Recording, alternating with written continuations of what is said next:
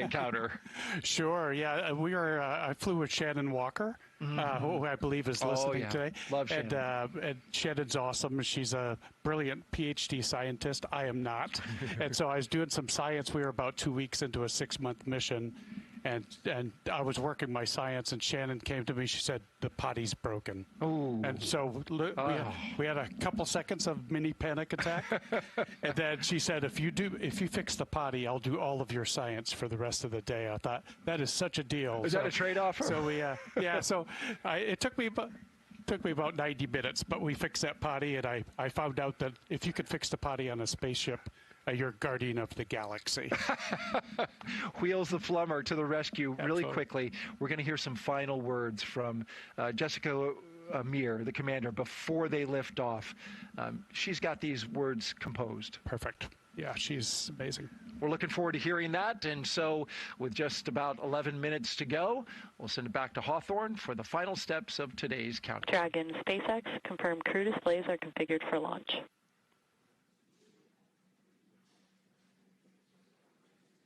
Displays are configured for launch. We copy. From the entire SpaceX team, it's been a pleasure working together.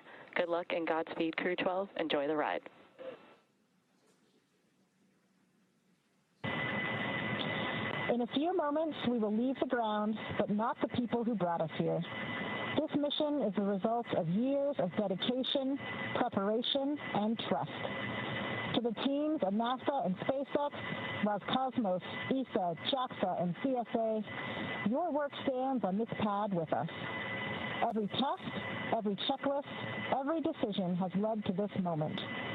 Thank you for your tireless dedication and attention to detail.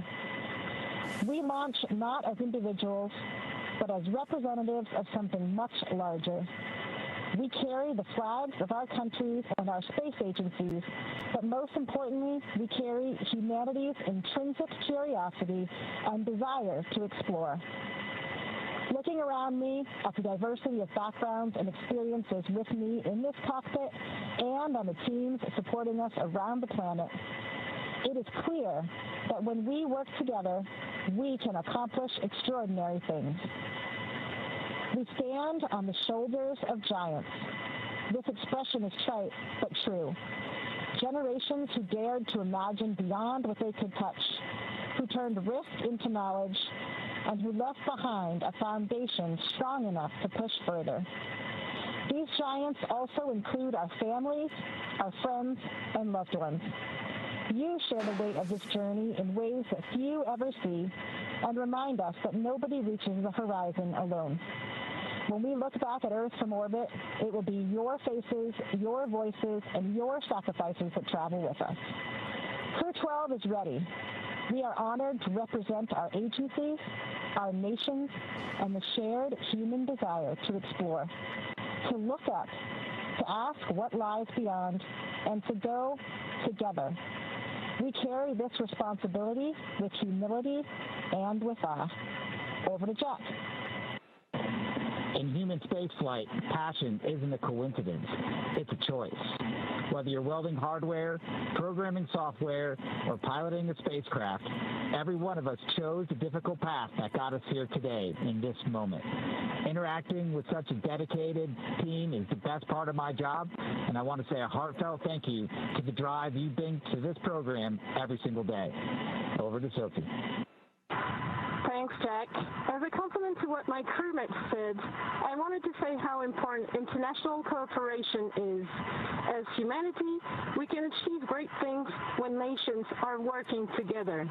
The International Space Station is a good example of a huge international achievement that just celebrated 25 years of continuous presence. We, as humanity, can be proud of achieving this together. I'll hand it over to Andre. So guys, engage. Поехали. Поехали. Поехали. Поехали.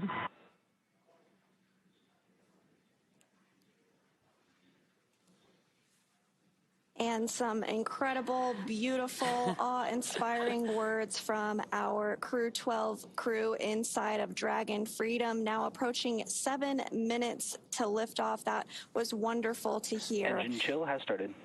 It will be about a 9-minute ride to orbit, which is around the time of second stage cutoff today. Dragon and the second stage will continue to coast for a few minutes after that, prior to separation. And on the ride uphill, we will hear a variety of call-outs on performance as we approach the in-orbit portion into the final countdown. We'll also hear some call-outs for various abort zones for both the first and second stage. So we'll be sharing more about those abort zones as we get closer. But just a quick check-in with our fueling here. RP1 is at 100% full. LOX is at 92%. Stage 1, RP1 load is complete. Oh, and that call out just right on time. Stage 1 is complete as well.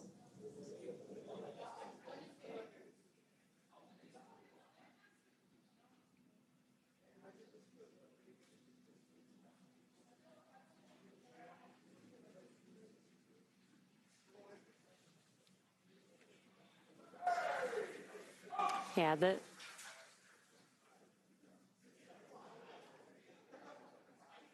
next milestone coming up will be at T-minus 5 minutes, and that'll be when Dragon will transition to configure for terminal count.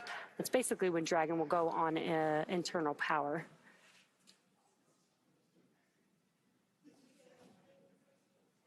And we're coming up on that milestone in about 30 seconds from now. And then following that milestone, we will begin to get ready for strong back or the transporter erector TE to recline away from the vehicle. And that'll begin just about 30 seconds after that T-minus 5 minute mark. Falcon 9 tanks will begin pressurizing for strong back retract. Dragon is in configure for terminal count. And there's that call out for Dragon configuring for terminal count, as well as we heard Falcon 9 propellant tanks pressurizing for that strong back retraction. So with the TE retraction, the clamp arms, which you can see on your screen, it's just below the Dragon vehicle there at the top of the second stage. Those will begin. Strong back retract has started. And now this process is going to begin. The clamp arms are going to open up. Once they are fully open, then the TE, which is that structure right next to the vehicle that you see on the right side, that'll begin to move slowly away from the vehicle.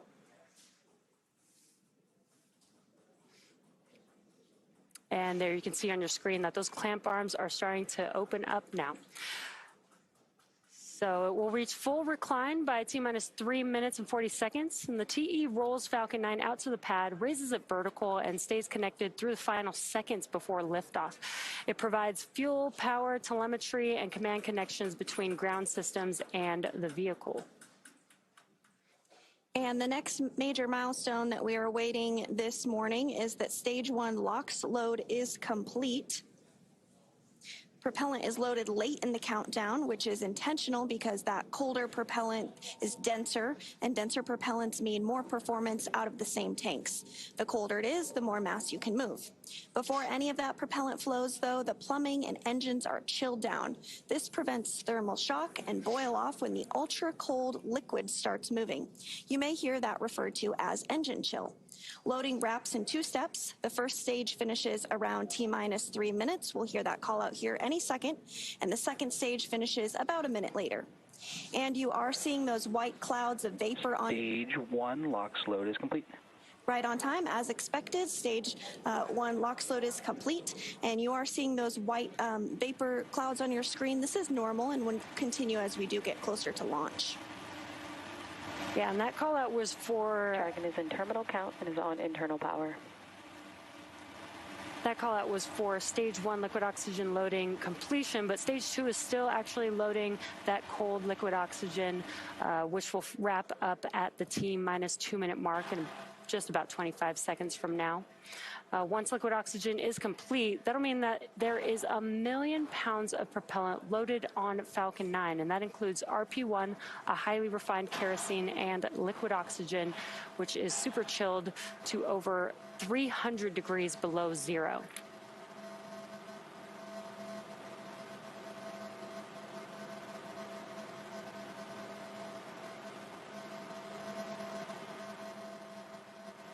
Stage 2 LOX load is complete. And great call out. Stage 2 liquid oxygen loading is complete. That means that Falcon 9 is fully loaded with propellants.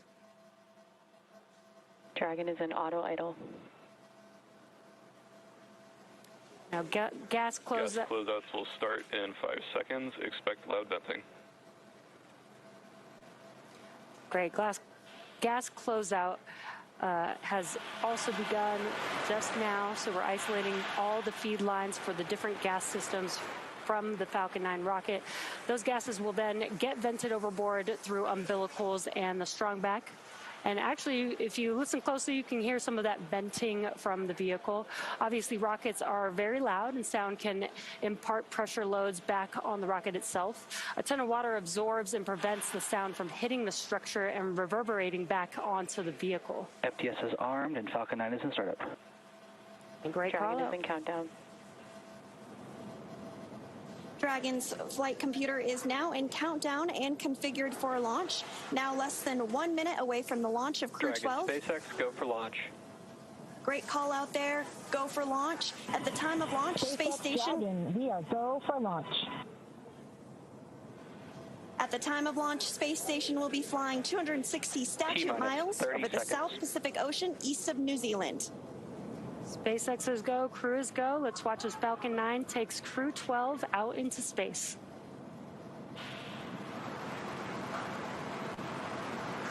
T-minus 15 seconds. T-minus 10, 9, 8, 7, 6, 5, 4, 3, 2, 1. Ignition and liftoff. Go Falcon, go Dragon, and Godspeed Crew 12. And liftoff. Freedom flies bound for the International Space Station. 1.7 million pounds of thrust now propelling Falcon 9 and Crew 12. Vehicle is pitching downrange, and all 9 Merlin vehicles have lit. We're getting good call-outs on the first stage performance and propulsion so far.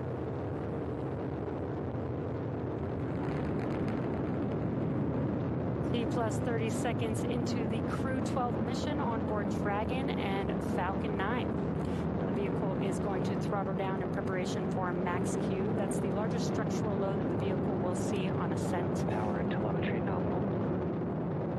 Good call outs there. Stage 1 throttle down. There's that call out for stage 1 throttle down. Pass through max Q in a few seconds here. Max Q. Great news. We have passed through max Q.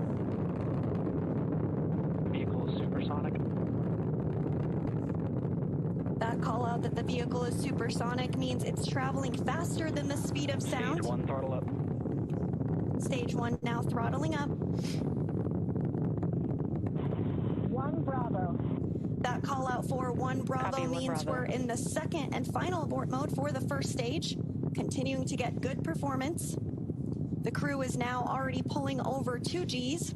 Next up, we'll have a couple events happening in rapid succession. First is that engine chill on the second stage MVAC engine, and then we'll have MECO, or main engine cutoff, where the 9 engines on the first stage will cut off ahead of the first and second stages, separating from one another. Then the single Merlin vacuum engine on the second stage will ignite, continuing to carry Crew 12 to orbit, while the first stage begins its journey back to Earth. The 9 Merlin engines are starting to throttle down and standing by for MECO, or main engine cutoff. Stage 1 throttle down. There's that call out. And in just a few seconds here, we will have MECO stage separation, stage 1 flip maneuver for the booster to make its way back to Earth, SES-1, and the start of the boost back burn. MECO. 2 Alpha. Copy, 2 Alpha. Stage separation confirmed. distribution.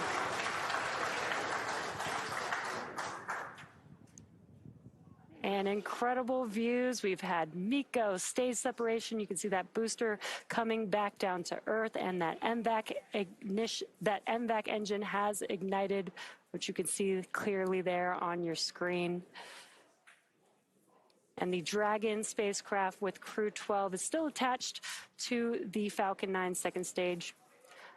The next milestone that we have coming up will be the start of the Stage 1 boost back burn. And that burn is the first of 3 burns that Stage 1 has to help it return back to Earth.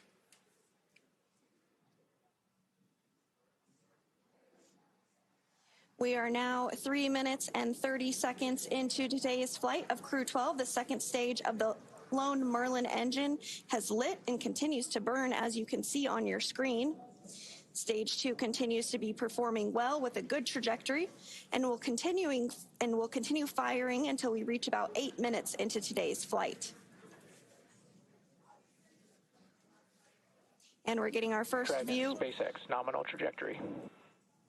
Getting good call-outs of the trajectory, as well as our first views of the crew inside Freedom.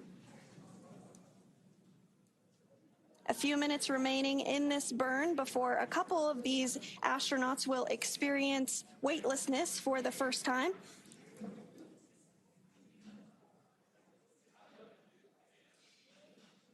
The crew's G-load did dip right when we hit that MECO, or main engine cutoff event, and now it's going to continue to build up again until the second stage shuts down.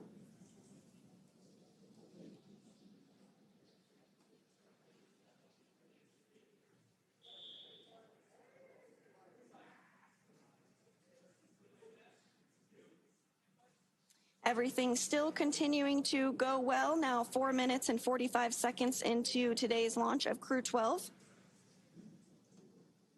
Dragon, SpaceX, nominal trajectory. Second stage will continue to fire until close to 9 minutes into the flight, which will accelerate Dragon to more than 17,000 miles per hour and place our crew in orbit. This Merlin vacuum engine can produce over 220,000 pounds of thrust in the vacuum of space.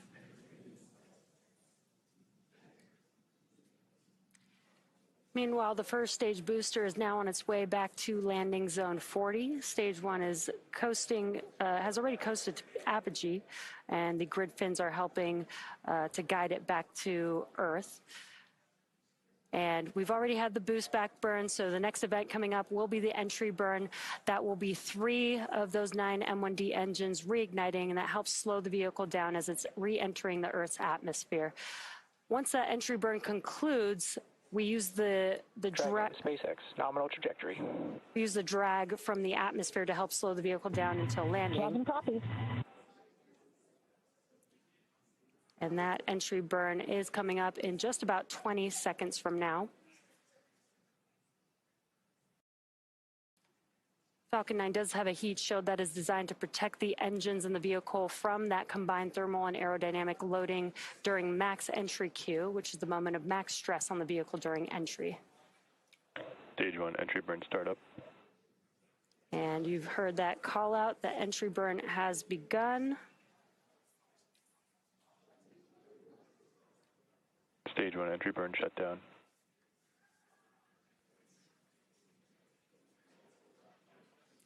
And the entry burn has concluded for the first stage vehicle. 2 of 3 burns done. Next up will be the landing burn for the first stage. Dragon, SpaceX, nominal trajectory.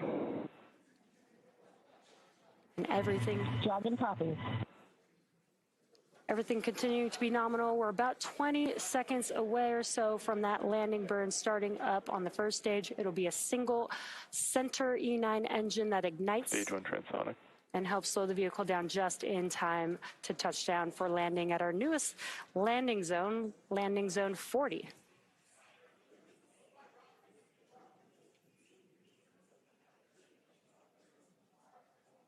We have just a couple minutes. Stage 2 FTS has saved. And landing burn has begun. Let's watch as Falcon 9 touches down.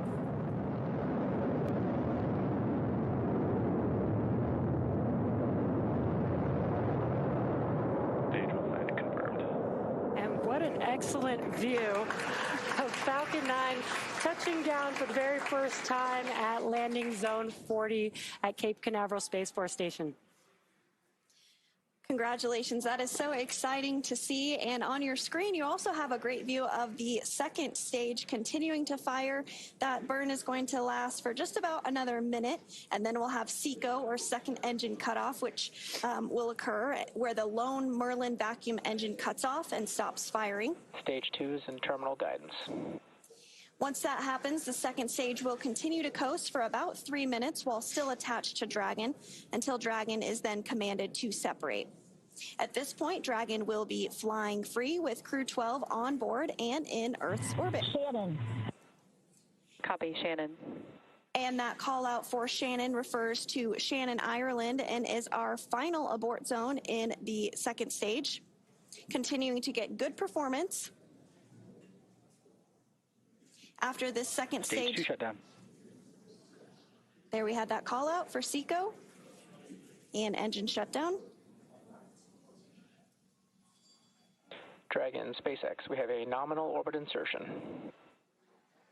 That is great news. Dragon copies, nominal insertion. Wonderful ride.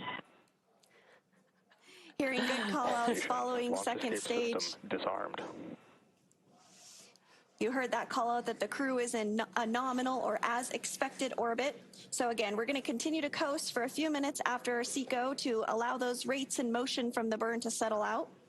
There are some small reaction thrusters on the upper part of the second stage that can be used to counteract any residual motion, basically making sure that we're in a stable coast before Dragon separates from Falcon, which will happen, as you see on your screen, right on time. Dragon now flying free. Dragon separation confirmed.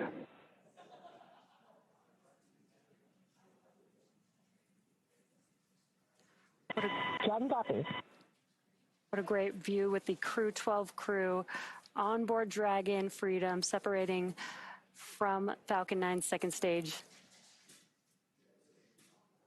Dragon Freedom, Chief Engineer, Jessica, Jack, Sophie, Andre, welcome to orbit.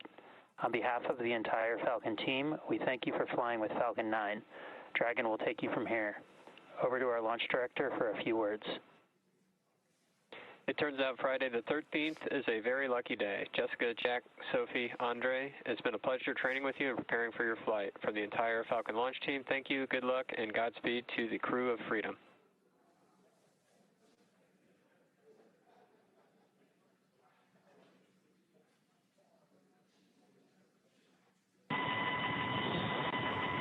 Thank you, team. That was quite a ride. Thank you, SpaceX, Falcon 9, and NASA teams. We have left the Earth, but the Earth has not left us. When we gaze at our planet from above, it is immediately clear that everything is interconnected. The vast oceans, the continuous land masses, and all that they contain.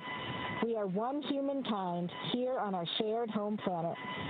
This becomes self-evident as astronauts peering down from above, and is a sentiment that would serve us all well to remember back on the ground.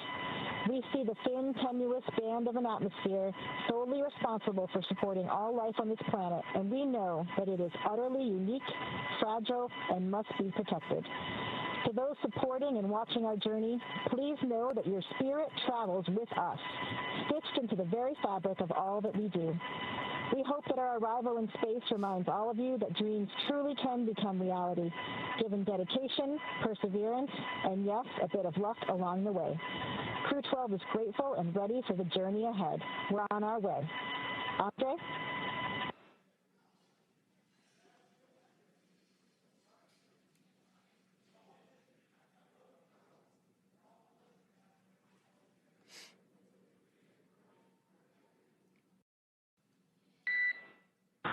Центр управления, экипаж, Dragon Freedom на связи. Мы на целевой орбите.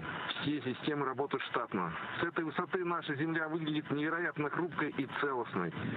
Здесь не видно границ. Только тонкая голубая линия атмосферы, которая защищает все живое. Именно этот вид напоминает нам о главном.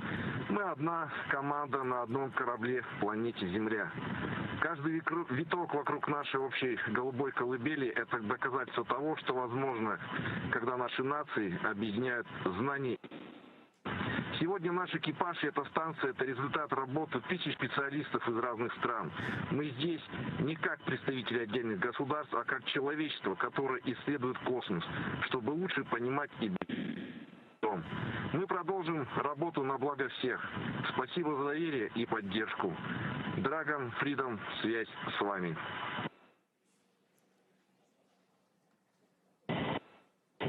Thanks to the flight control, engineering, manufacturing, and ground support teams around the world. Successful launches of humans to orbit is a testament to your technical mastery and relentless precision in this unforgiving environment. We fly with confidence because we know that the finest minds on Earth are watching our backs. And I'll pass it over to Sophie. Thanks, Jack. For Crew 12, this is our first orbit. For humanity, it's just one small moment in the vast journey of exploring our world and beyond. From up here, we're reminded that we're all connected. Take care of one another, dream big together, and keep reaching higher. That's how humanity moves forward and how we make each other proud.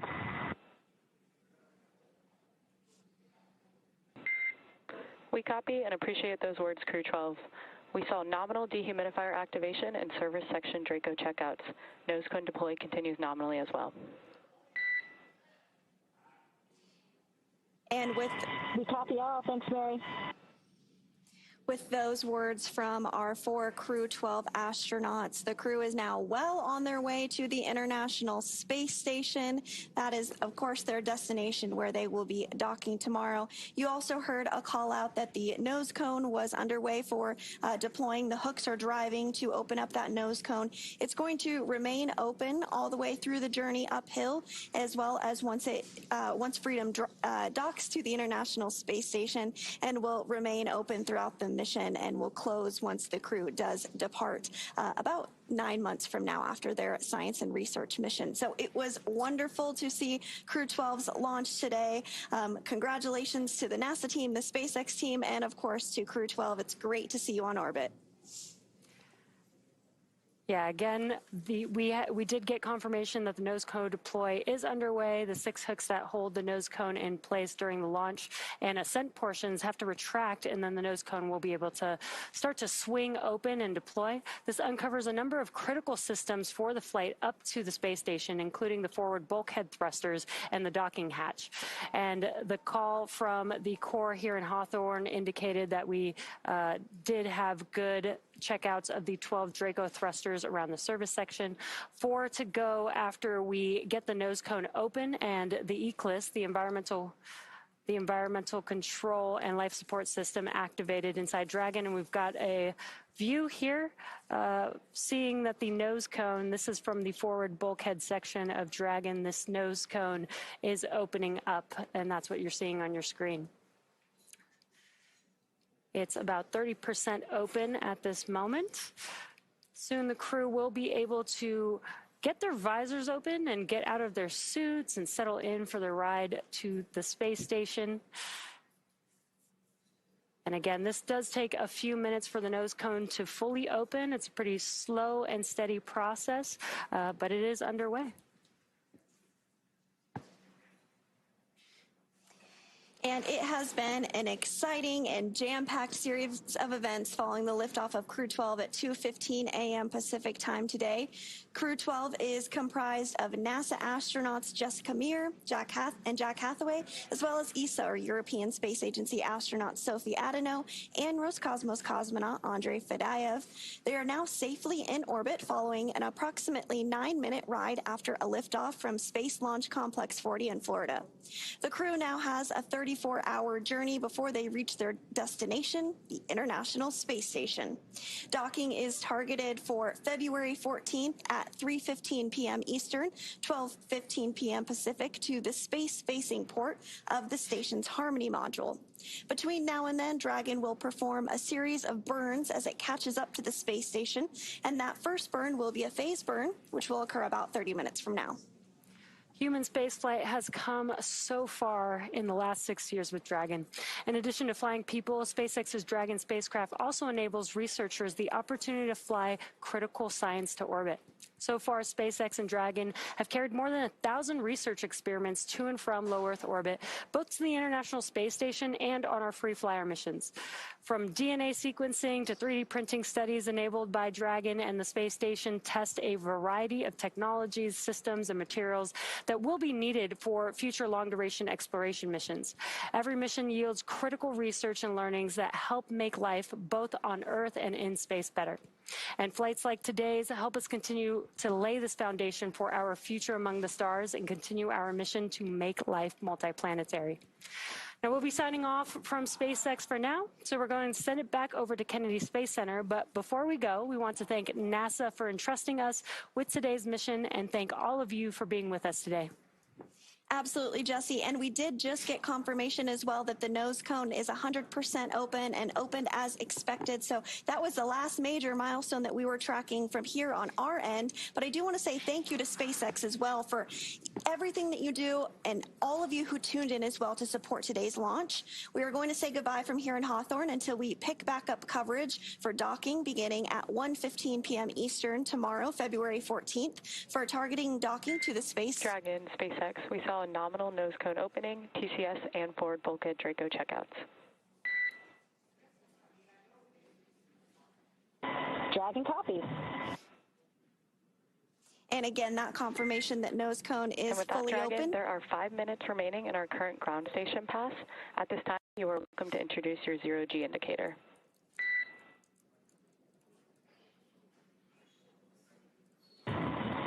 Our microgravity indicator consists of 4 satellites orbiting a crocheted Earth, all handmade elements by Jack Stoddard and my childhood best friend. Each crew member selected a personal symbol or satellite. A tether links each satellite to the Earth, representing our connection to our families, friends, and our one shared home. I chose a panda holding a mushroom, 2 adorable symbols of environmental importance and cultural fascination. Pandas are modern icons of species preservation and international diplomacy, and a pivotal character in my childhood. Mushrooms, the fungi, are the great decomposers, with all life on Earth depending on them to keep our soils healthy and food webs functioning.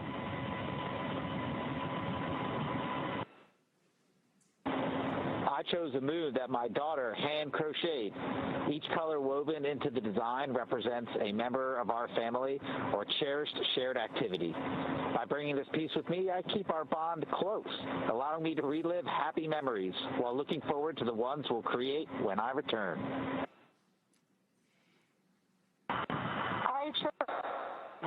Bananas are the world's most common fruit, ordinary fruit shared by billions of people across every continent.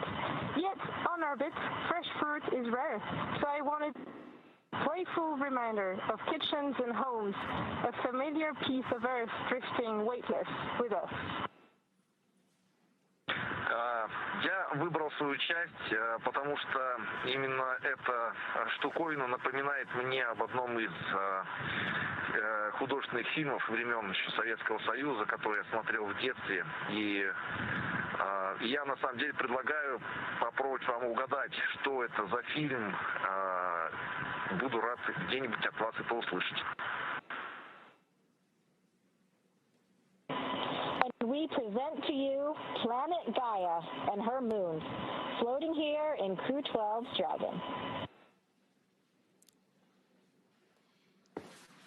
And with that, we had again... We copy Dragon, and with that, I can let you know that we had nominal GNC checkouts. Our next burn is our phasing burn per your forward view. Dragon copies will be monitoring. a little bit of a description about the Crew 12 0G indicator that they selected called Planet Gaia. They each shared some great words about what they contributed as part of that 0G indicator to let them know that they are officially in the microgravity environment of space. So that was so cool to hear what they each had to say and how they are bringing a piece of Earth back with them and something that's meaningful to them. So Crew 12 is successfully in orbit, and we are targeting a docking tomorrow on the space-facing port of the Harmony module at 3:15 p.m. Eastern. So for now, thank you for joining us here in Hawthorne. We're going to toss it back over to Daryl and Doug at the Kennedy Space Center to wrap up today's coverage. Welcome back to the Kennedy Space Center in Florida. I'm Daryl Nail here with ESA astronaut Claudia Agnure. So good to have you here. Thank you for doing this interview post-flight. The significance of Claudia being here is tremendous. You were the inspiration for ESA astronaut Sophie Adenot, who at age 14 watched you fly as the first French woman to go into space back in 1996. That inspired her on her journey when she said something clicked and she knew she wanted to be an astronaut. You just witnessed your protege take that inspiration from you and fly into space. And I'm wondering what you felt, what you experienced in that moment. I'm really pleased to be with you. I thought it would have been a quiet joy with pride for Sophie, but it was so hugely emotional to see her with this successful launch. So I'm really happy because I know that sometimes girls or boys need some turning point in order to make their dream come alive. And if I have been this one for Sophie, to see today the brightness of the past, that's wonderful. Incredible. And she shared, Sophie did, during her press conference, that you wrote her a letter before she went to go on this launch. Would you share some of the words that you gave, that you hand wrote to her? No, the letter was for Sophie. Okay, understood. Maybe she has a letter in her pocket. It was not advices, because I think everyone has his own path to come with a dream. It was mainly experiences, lesson learned, in order to say, don't forget that, or be careful with, and the flight will be long, so take everything for you and enjoy. Great advice, great advice. As this mission unfolds, and it will be a long one, up to 8 months, how will you be experiencing or keeping track of this mission as she does the science and does the work that she's going to do aboard the ISS? I'm hugely grateful to the teams that support the experiment and all the work on board. I do remember 30 years when I flew with a Soyuz on the Mir station, we had almost no communication with the ground, but now there is 99% of communication with real-time transfer of data, and it will be possible for her to be close to the family, close to the friends, and close to the teams for the experiments. So we will have some way to discuss and to exchange. If you had any words that you could say to her now after watching her take off into space, what would you say? Godspeed, but it's already done. Say enjoy.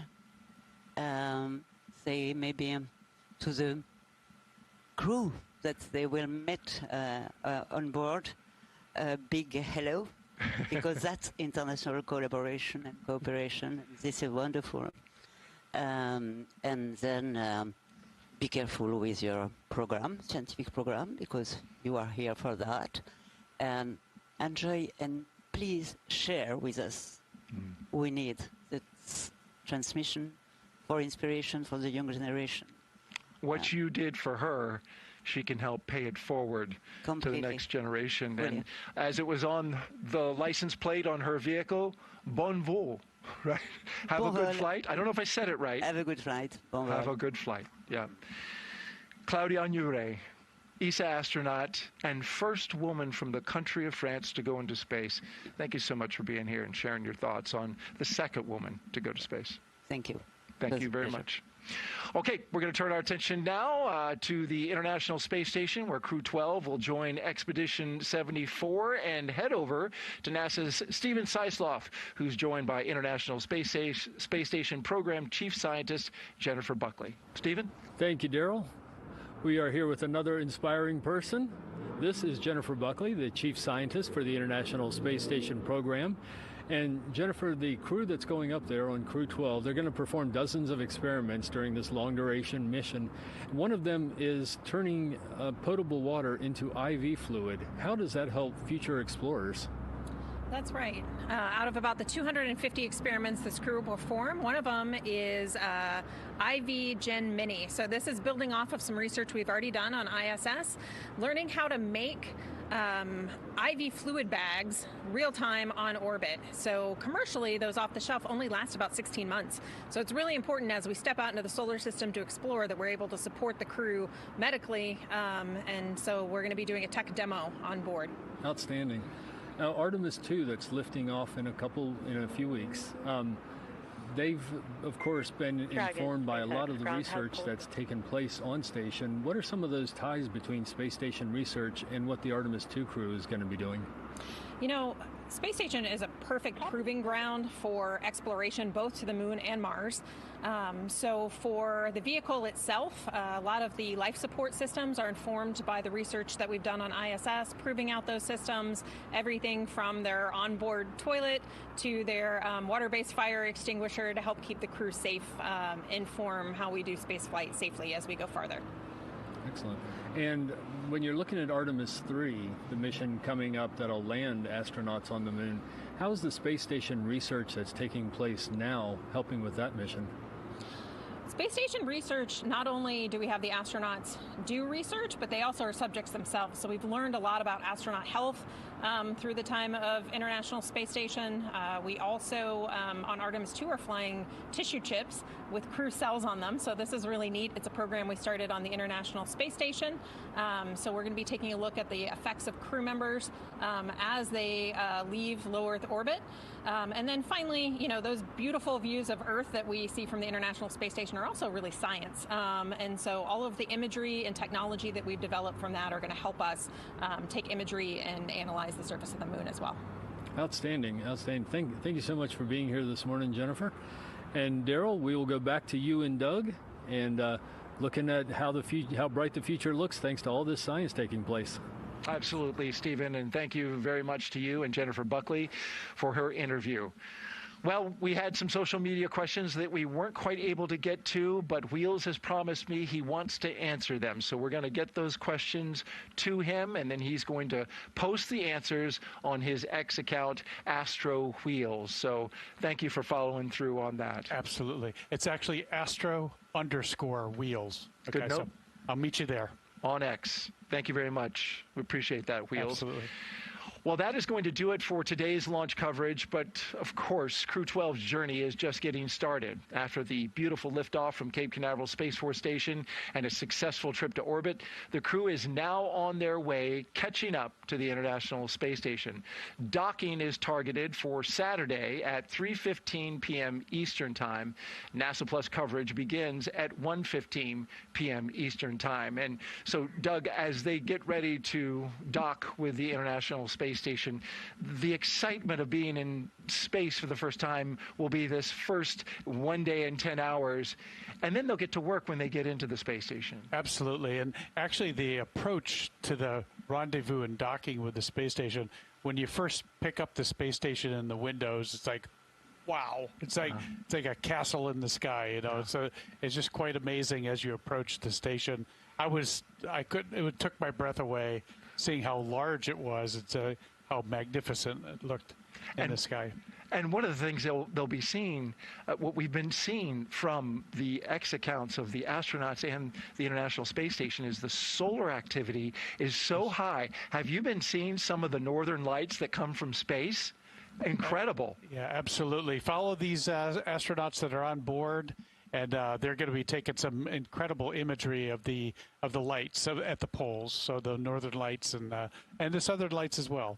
And they're beautiful on the ground, as we know, but up in space, the red-topped part of those green ribboned waves, it's so crystal clear. It's beautiful. As he said, make sure you check out those X accounts. Absolutely. On the space station, it looks like rain, like green and red rain. And it lights up the underneath of the space station is glowing, glowing red and green from the lights. It's just quite amazing. The aurora, yeah. That is a wow factor like no other. All right. Well, thank you very much, Wheels. You can follow along with Crew 12's journey to the station by listening in on real-time mission audio, the same operational comms used by the flight controllers. Just scan that QR code that you see at the bottom of your screen. You can use your phone, take a screenshot of it, and tune in later on. We'll pick back up with live broadcast coverage about 2 hours before docking right here on NASA Plus. Wheels, thank you so much for sharing this moment for us, for all your incredible stories and information and guiding us through today's launch coverage. We greatly appreciate it. It's a great pleasure. Thank you so much for having me. We look forward to hearing more about your work on the human landing system and getting to the moon. Absolutely. Stay tuned. You're going to hear more from Wheels. So to all of our guests and our teams at NASA and SpaceX, our production team, for the great job they did today, and to you watching around the world, thank you so much for being part of today's launch.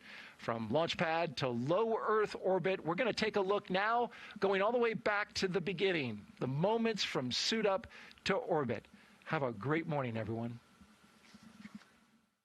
It began inside the historic astronaut crew quarters, where SpaceX teams helped each crew member into their custom pressure suits. Before heading out, the crew paused for a final pre-launch tradition. You see it there, the card game gathering around the table. It's a way to set the tone and leave any bad luck behind. Then it was time to step outside. The crew walked out to greet family, friends, and supporters, following a path walked by every NASA astronaut since Apollo 7 in 1968. A short time later, the crew climbed into their Teslas, beginning the ride out to Launch Complex 40, escorted by security through Kennedy Space Center and onto the Cape Canaveral Space Force Station. As they arrived at the pad, the crew got out and got their first close-up look at the Falcon 9 rocket that you see there.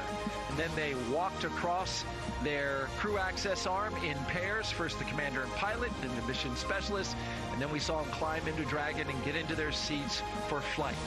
Inside the spacecraft, seats were rotated into position, and the suit leak checks were performed as the countdown continued. Ignition and liftoff. Go Falcon, go Dragon, and Godspeed Crew 12. And liftoff. Freedom flies bound for the International Space Station. 1.7 million pounds of thrust now propelling Falcon 9, Crew 12. Vehicle is pitching downrange, and all 9 Merlin vehicles have lit. We're getting good call-outs on the first stage performance and propulsion so far.